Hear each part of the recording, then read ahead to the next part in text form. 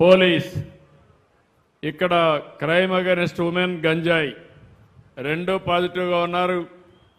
Police department మనస్ఫూర్తిగా అభినందిస్తున్నా. గట్టిగా చప్పట్లు కొట్టి అభినందించండి. ఆడవాళ్ల పట్ల నేరాలు కంట్రోల్ చేయడంలో రాష్ట్రానికంటే 2% అదనంగా ఉన్నారు.